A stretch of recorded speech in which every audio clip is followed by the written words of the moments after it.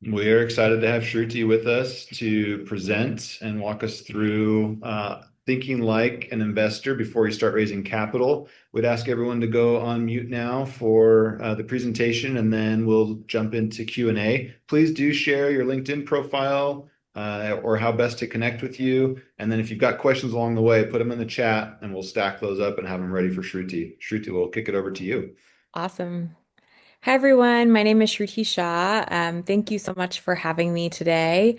I am a partner at Symphonic Capital. We are a pre-seed and seed stage venture capital fund. We're a distributed team. I live in North Carolina. My business partner lives in San Diego. Both of us, I guess, come from the Silicon Valley world. I built a venture-backed startup in the Bay Area. I'm a Y Combinator alum, raised through kind of Series B and scaled a business across the country.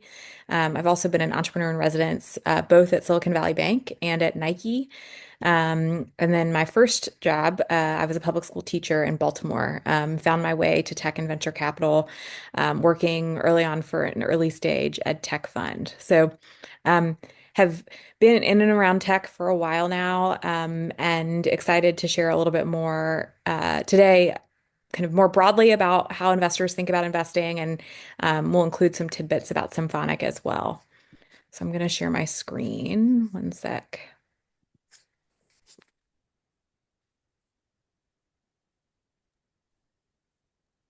Can everyone see my screen? Okay, cool. So the title of this talk was about how investors actually think. And so I wanted to maybe speak more broadly to kind of what you'll see if you decide to go on a journey of raising venture capital, and also speak a little bit to what we think about at Symphonic.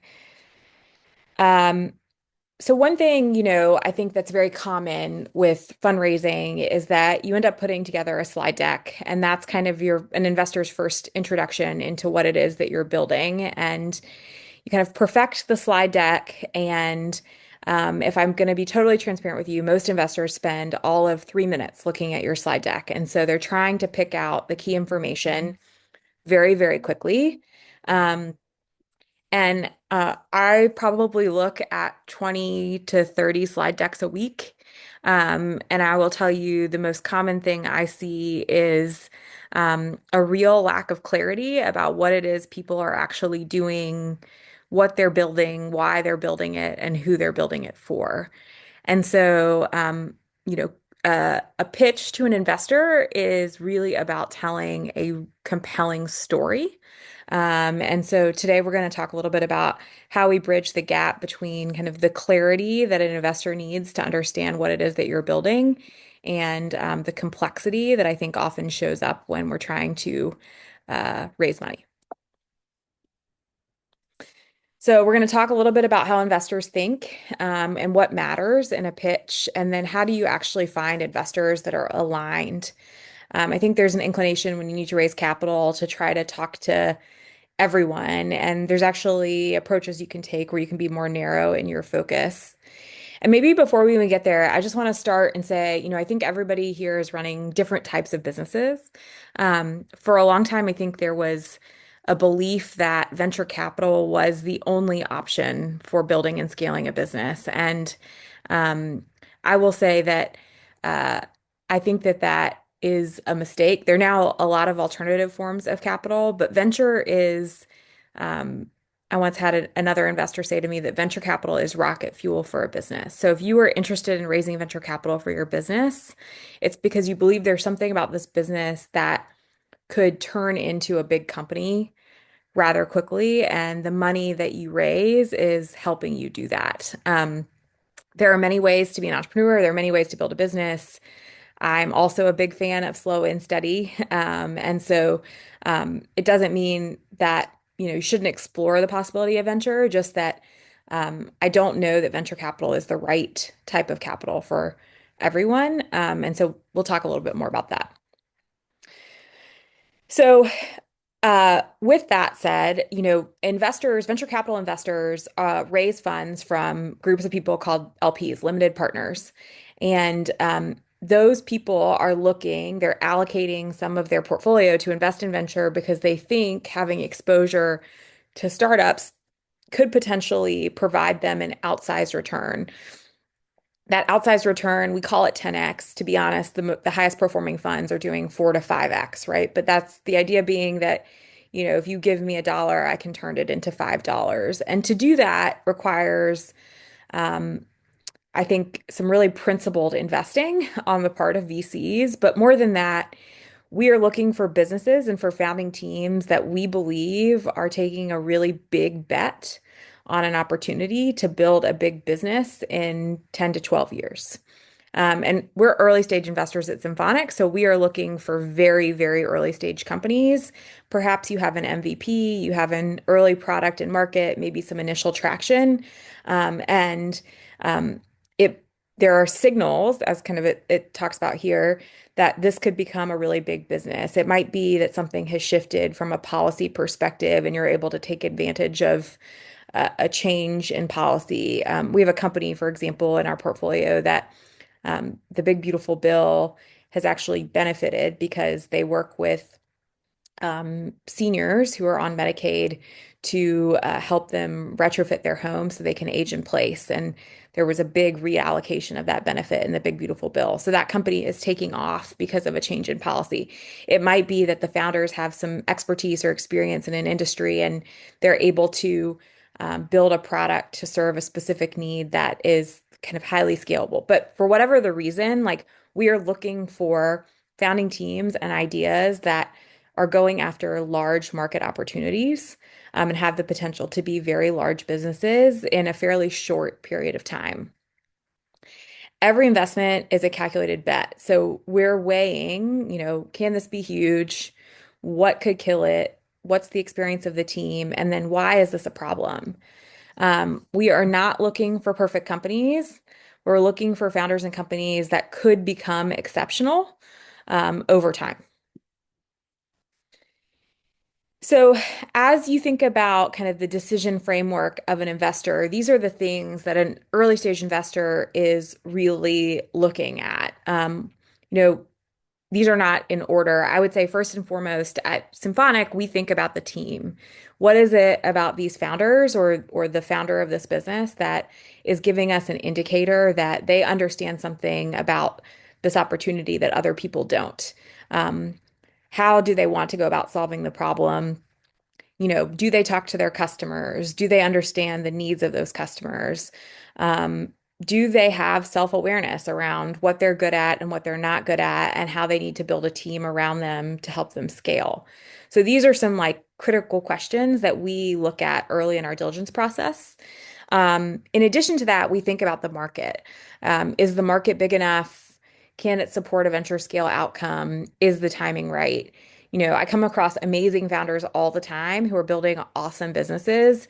And I looked at one actually last week that's in nursing, and I did an assessment on the size of the market, and um, it's actually just not big enough.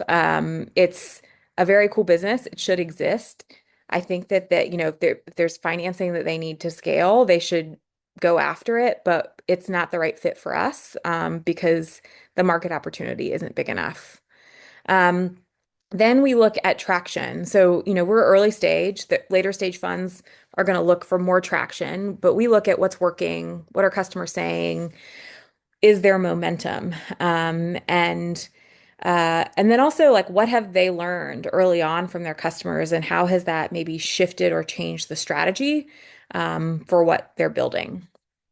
And then finally, we think about vision. So, um, this is probably, I mean, I think vision is important, but I think it is the least important of these three. And the reason I say that is that early stage companies change as you learn about the customer, as you learn about how they use the product that you're building. Your vision for what's possible might shift. Now, I think it's still important to have a vision and to have a direction in terms of what you want your business to be in 5 years or in 10 years, broadly speaking. Um, but it's more important to me that you have a perspective on why now, and what direction do you think this is taking? What are your hypotheses about what's possible for this business? So, in terms of what actually matters, talk a little bit about signal versus noise. Um, when I think about these metrics, kind of these are the things that I want to understand more about. Customer testimonials and retention, understanding kind of the through line between the problem and the solution, and why it's a problem. Really clear understanding of your unit economics. Founder market fit, why are you the person to solve this problem? And then demonstrated momentum. What I see a lot of is buzzwords without a ton of substance.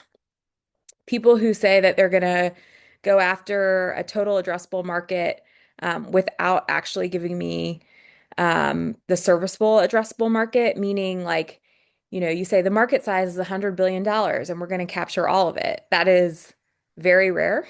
Um, Usually you're going to capture a small percentage of the market. And what we're looking for is if you capture a small percentage of the market, do you think that could that turn into a very large business? Oftentimes I see people that or see decks that say competitors don't exist, which is usually not true. Usually there's somebody who's doing something that might be similar. And I care less about competition, especially at the early stage, and more about whether or not you have an awareness about what it is you're doing and why you're solving the problem in the way that you are. Um, Very complex revenue models at the early stages of the business. Your revenue model should not be that complex. You're still figuring out a lot. And, at a high level, we want to see what's possible. Really, really polished decks that don't give a lot of substance. Um, or kind of walk me through the why, but that just seem like a lot of jargon and kind of fancy marketing. And then really complex explanations of what the business is. I like to say when you're telling a story about a business or what it is that you're solving, think about how you would explain this to a 10-year-old. And if you think about how you'd explain it to a 10-year-old, that is the narrative that should show up in your deck. Assume that I know nothing about your market, that I know nothing about your business, and I want to understand. I'm here to learn. And I think also a really great way to do that, and we'll talk a little bit about the story, sometimes is to tell the story of your business through one of your customers. This is just an outline of like who has the problem, how painful is it, and how do they solve it today. Then you kind of describe the solution. This is also where you can get into the market opportunity. Why does yours work better? What's your unfair advantage? Then you provide evidence that it works. So this is where we get into those growth metrics, customer retention, market research, and then what's the bigger opportunity here? And where does this go? Some of the most effective pitches that I've seen are people who are able to do this through the lens of a customer. They start the deck with, meet Cindy. Cindy has this problem. Cindy came to us and she, uh, you know, started using our product, and then this happened, and then this happened. And then you have a testimonial from Cindy. And then in that, you're weaving in your growth metrics. You're talking about how the product works and you're explaining it in a really clear manner. And you're telling me a story about Cindy's journey with what you're building. And the last thing is just around finding true alignment. I know I mentioned this kind of in the beginning, not all money is equal. So you want to find investors that really fit your journey. Um, I mentioned that we're early stage investors. We invest not pre-revenue, but once you have kind of a product in market, and a little bit of revenue and a little bit of traction. There are investors that would invest at kind of an earlier stage than we would. There are accelerators that invest when you have kind of an idea on paper. And then we write 250 to 500K checks. Um, when but there are certain firms kind of at our stage that can write larger checks. So it's always good to ask about check size. And we do lead rounds. Often we co-lead rounds with people that can put in the same amount of money, sometimes more money than we can. And part of that is because we have a very strong co-investor network. So that's another thing that you can ask about. So we bring a lot of other investors to the table who kind of trust our diligence and our read on companies. Um, I also think it's really important to ask investors about sector experience. Do they understand your market? Kind of, I mentioned the opening doors piece. My business partner, Sydney, um, spent a lot of time in Silicon Valley at an early stage venture fund where she built a lot of co-investor relationships because their check sizes were so small. So we've been leveraging a lot of her network to bring co-investors to the table. Similarly, I have a really strong founder network. I've built and helped scale multiple companies. And so I'm able to leverage that network to support our teams when they maybe are having a specific problem. I can comb my network to figure out who else has had a similar challenge and connect them. And then finally, like, have they backed similar companies? So some funds have a specific thesis. I mentioned that ours was around, or maybe I don't know if I did, but our thesis is around healthcare, fintech, and climate. We look at fintech companies that are focused on access to capital, wealth building, and wealth creation, healthcare companies that are focused on access to care with either a health plan or a health system strategy. And then we look at climate companies that are focused on climate adaptation and resilience. But there are funds that are generalist funds. They are sector agnostic. And that can be fine. I think if that is the case, it's always important to dig into the experience that the partner at the firm has if you're expecting them to help to add value. And then finally, value add. What support do they provide? How hands-on are they? And what's their track record? Um, I will say I'm kind of inherently biased. 93% of venture capitalists have never run a business. And so there are a few of us out there that have. And I will say, as somebody who's raised money from people who have and haven't run businesses, um, I have found that working with folks that have run a business is often more helpful because they have tremendous empathy for what it is you're doing. Not to say that there isn't value in having both, but I think that's something that if I were in a position to raise capital today, I would look for investors that I feel like could understand what it takes to scale a business because their support will probably look a little bit different. And then in terms of red flags, these are just warning signs that I think are important to watch out for as you're fundraising.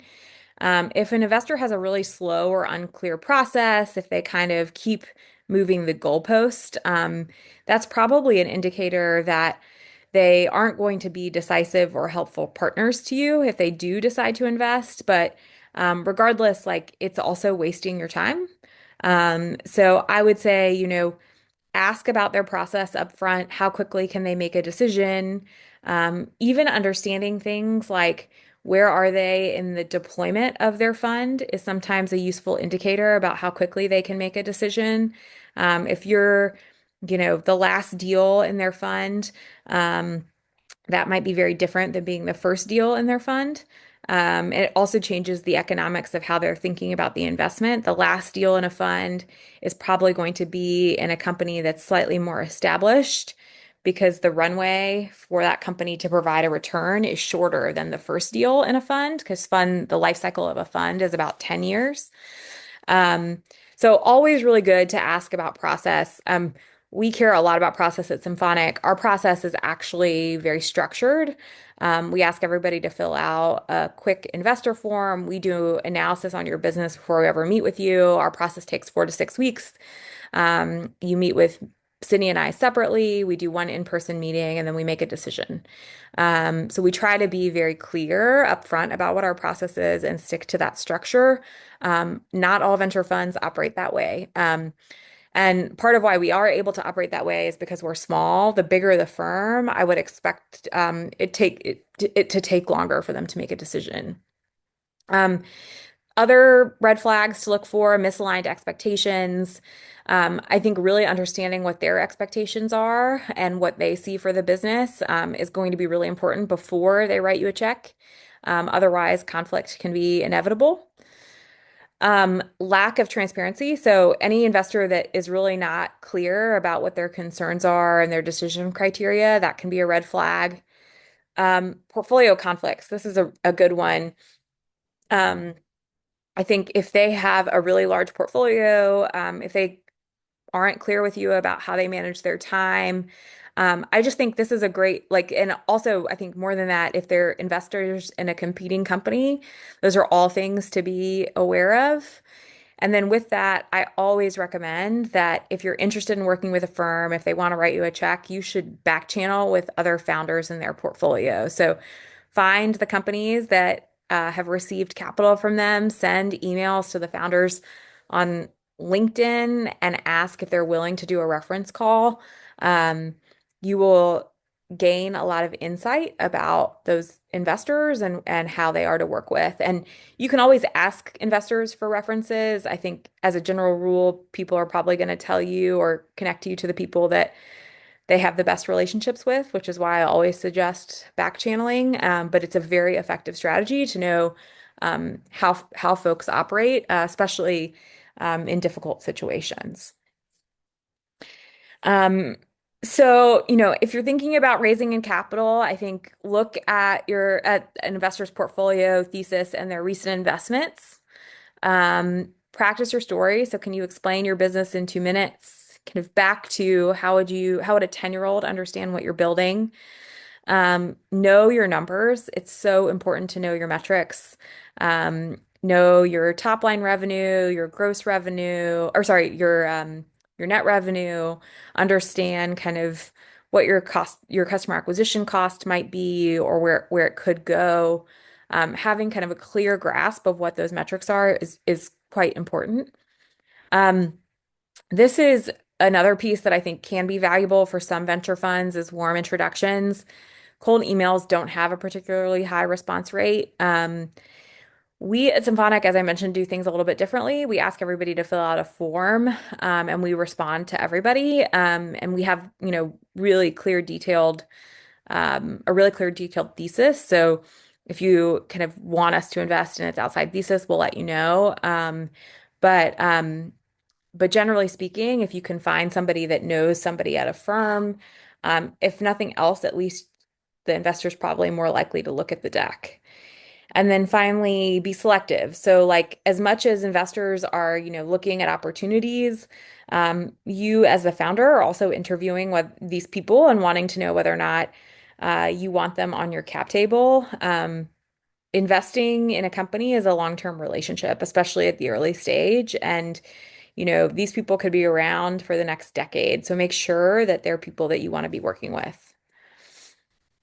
Um, so a couple of just quick things to remember. Investors are pattern matching for exceptional outcomes, not perfection. Clarity really beats complexity. Make it really easy to understand what your business does. Um, Signal, so traction, fit, momentum, unit economics matter way more than buzzwords or awards or a million accelerator programs. I think the thing that I often say is like, if you can just focus on building the business, the story can sell itself. And choose investors that are really aligned with your mission and your vision and your stage. And then the best fundraisers happen when founders and investors both feel excited. Thank you. This was awesome, awesome, awesome, Shruti. I Yeah, had of course. some people messaging me about questions. So if you want to just put the question into the chat, I know there was one up top. Let's see here about. Give me just 1 second. No worries. Good job, everyone, getting your LinkedIn profiles in there. Now I got to find the question.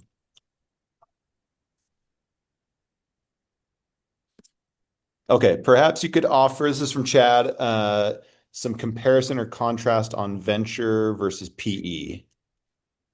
Yeah, so venture capital is PE. It's private equity, but venture capital is early stage private equity.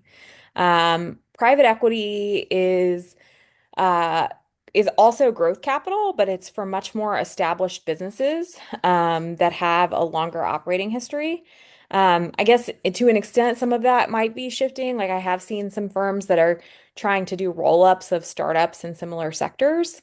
But I would say, as a general rule, Venture capital is another type of private equity. Like the same principles apply. They're trying to get an outsized return, usually through the acquisition of multiple companies that they can roll into one business. Venture capital is different. We invest singularly into, in our case, like 25 different companies across a fund, with the goal of helping them grow, maybe to the point where private equity is interested, or they get acquired by a bigger company, or they go public. Great. Thanks for that.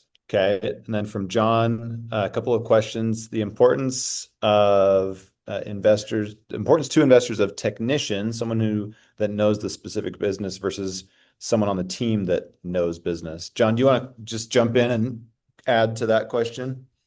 Yeah, I think there's a book that's written about this that I'm reading, The E-Myth, and it's being pounded into my head. So that's why I thought I'd update it by bouncing it off you to see what you think from the perspective of, is it enough just to be an expert? That's what he calls it, the technician. You know the business. Like in my case, I'm video guy. I know video, but do I know how to run a business? Maybe, maybe not. So that's the difference between, it's probably, maybe it's a simple question or a naive question, but how do you view the difference between the technician and someone or should someone on the team be an MBA from, a serious business person? I don't know that somebody on the team needs to have an MBA. I do think that having somebody on the team that can support the running and scaling of the business is valuable, right? It doesn't have to be the founder. Um, but this is like that piece of like knowing your strengths, knowing what you're good at, and being able to double down on that, is important. And then we want to see that, okay, if it's not you who, maybe you're very focused on product. Like, do you have a co-founder? Is there a CEO who can help with kind of the storytelling and the managing of the business? Um, and so I would say like being the technician is important. Like every team needs one, and you need a business person. Doesn't mean they have to have an MBA, but just some experience running a business or understanding how to run a business is important. Um, and then the second piece about how many pages for a pitch deck.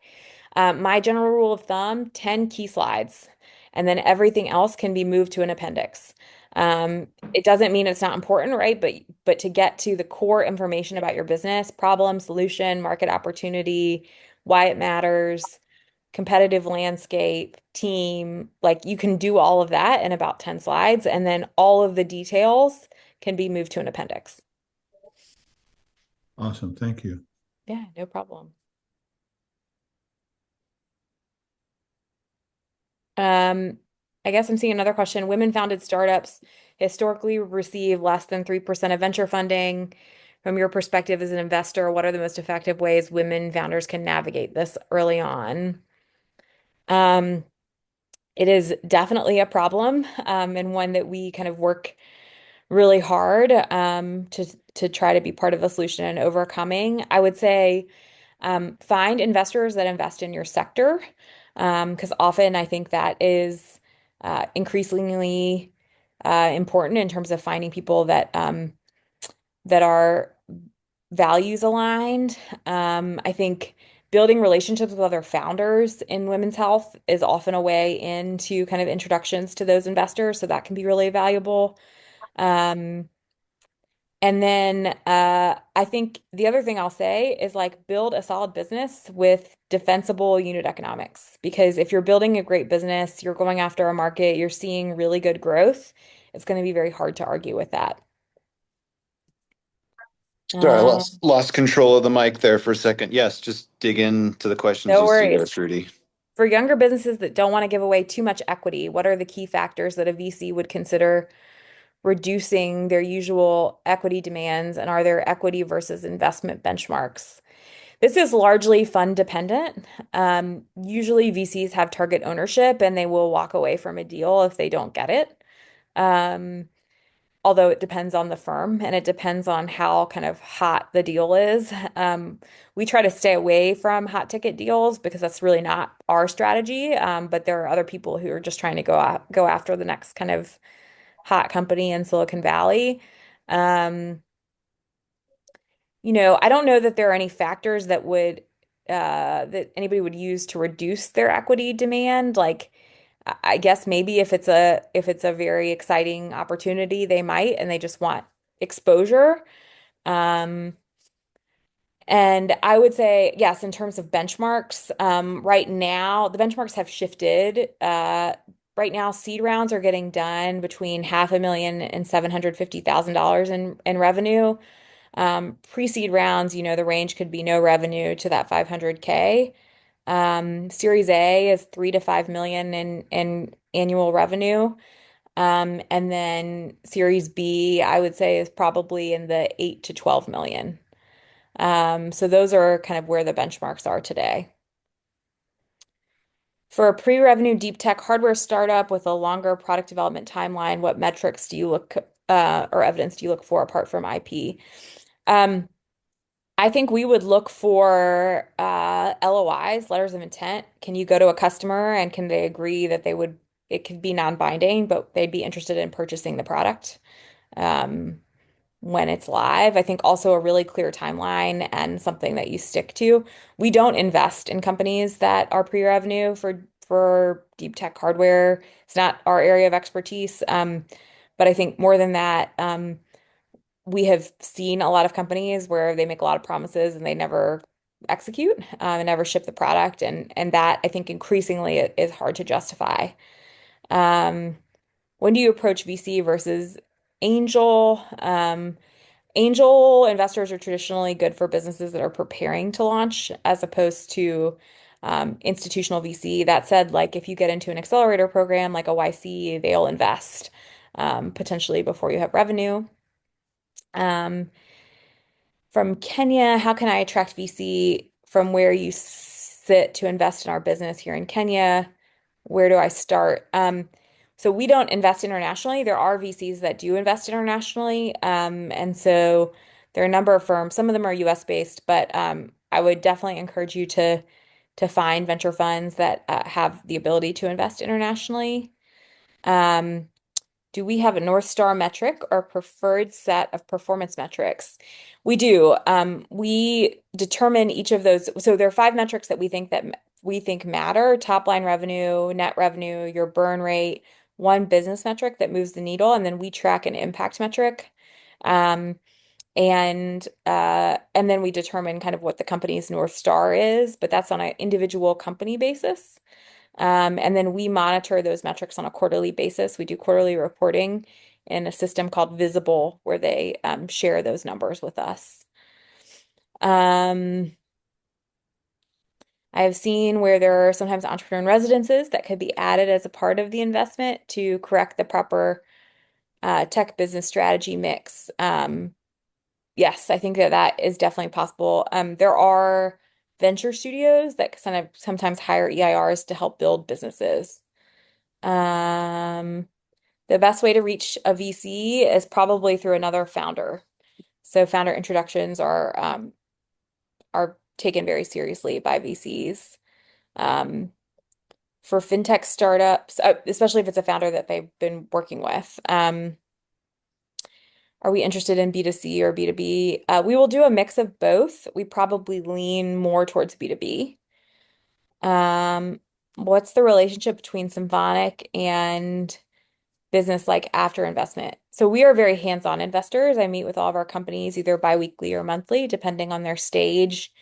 Most of the time, that's really just to talk about what's working, what's not working, who can we introduce you to, how can we help?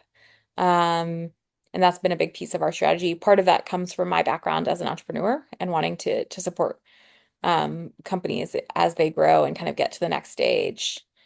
Um, Next, great advice. Talk to a 10-year-old. Yes, but would you make it also a goal to get the 10-year-old familiar enough with technology, your business, and your purpose so that they end up feeling like an informed and inspired partner in your venture? Um, Totally. I think the first step though is that you need to actually make sure that there's common understanding or common ground based on the person that you're talking to. And that or with the person you're talking to before you get them invested in what you're doing. Um, How do you assess principal investing in practice? For example, how do you evaluate a founder's integrity or alignment with your fund's mission? Um, so, I mean, at Symphonic, I would say we ask a number of questions in our diligence process when we're meeting, even over Zoom, about how um, people, or, about how they handle different situations. We ask them questions about like other work situations they've had and how they've handled conflict, things of that nature. And then I mentioned that we do have that one piece in person, which is really important. When somebody said our round opens next Monday, well, I don't know if we're interested. I can send you a link to our diligence form and we can take a look. Probably got time for one more question. I know there were a lot of questions here, but we'll share Shruti's email, or you choose, Shruti, how you want to follow up Yeah, with people going forward, but email's totally. okay. Yeah, Great. email's great. Okay. So let's do one more here. I don't know if Brian's question is one you want to answer, but Oh, I don't know. Probably not. Most species, I don't know. Depends. okay, let's finish with Atul's question there. What's an insight you've recently that changed your mind about a certain area in health or fintech? Hmm, that's a I good like question. I liked what you talked about with the one big beautiful bill and its impact on, one thing like that can Yeah, have. it can totally shift a business. I mean, that's probably the biggest one. I think we were very nervous about what the impact was going to be for a lot of our healthcare companies, and a number of them have, in a weird, twisted way, have benefited from something that we, weren't necessarily excited about. And so that's been really interesting to see. And it does mean, I mean, for a lot of these companies, they're dealing with Medicaid, and Medicare populations, and so it's care for people that really need it. So it's great to see them growing. Awesome. Okay. Thanks, Trudy. This has Of been course. awesome. Thanks everyone for coming. It's great to see so many familiar faces and new friends. We're here every Tuesday, 11 a.m. Mountain Time, and follow us on LinkedIn, and you'll get all the updates for the next events. Awesome. Thank you. Thank you. Thanks. Bye.